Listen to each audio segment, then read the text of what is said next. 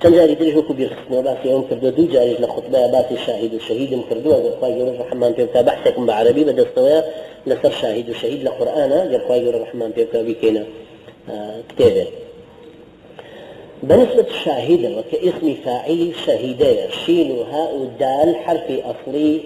كلمة كاملة معنى ثانيا بمعنى حضر فمن شهد منكم الشهر فليصم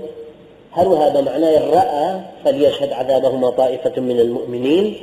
بقى ما دبون كان بمن بينين كان علمك كان لا درس بلسر أوصافي من كبون بعالم بو أوصافه مكلفا بتعليم بإخبار بإعلام بالتبيان كوظيفي جوهني الداعية ومعناه سيمشوارني شهيدين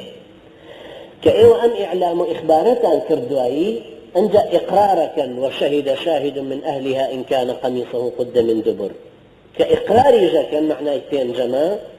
دو معناه تري شهيدة ديت فيشه كقضاوة حكم دانا شهد الله أنه لا إله إلا هو والملائكة وأولو العلم قائما بالقسط أم شاهدي دانتو يبجر شاهدي أدي اسم فاعل ببا شاهد وكو علين كاتب وكو علين حامل طالما قال إيشي كل هالقرتن بو بردوام علين حمال قصاب نجار حداد جاء صيغيك في فعال صيغيت لي شيء وكو فعيل علين ناصر نصير يرجاري تو سرخستو ناصري تو زوري تو سرخستو پشگیری کردوی بو به نصیری تو يرجاري سرپرشتی کردوی بو به والی بردوام سرپرشتی کردوی بو به ولی يجر علمك زاني وكما زاني ودعي ويكون الرسول عليكم شهيدا كشاهديك أدل يد شهيدي وأتكوجن أتيت بلي حمزي كري عبد المطلب ومامي في غنبر صلى الله عليه وسلم كأفرنا سيد الشهداء حمزة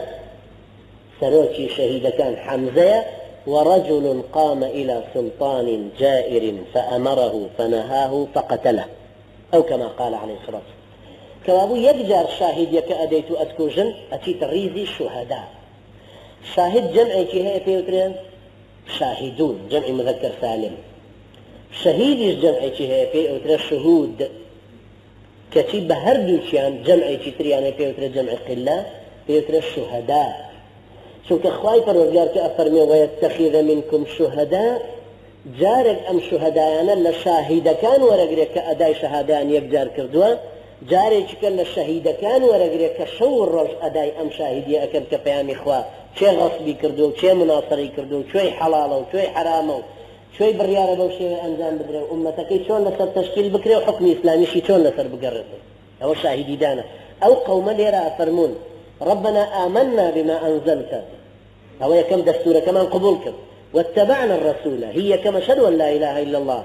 هدوما شهدوا أن عيسى رسول الله كوابو فاكتبنا مع الشاهدين إما آمادين بجاني خومان أم شاهدية بدين فاكتبنا مع الشاهدين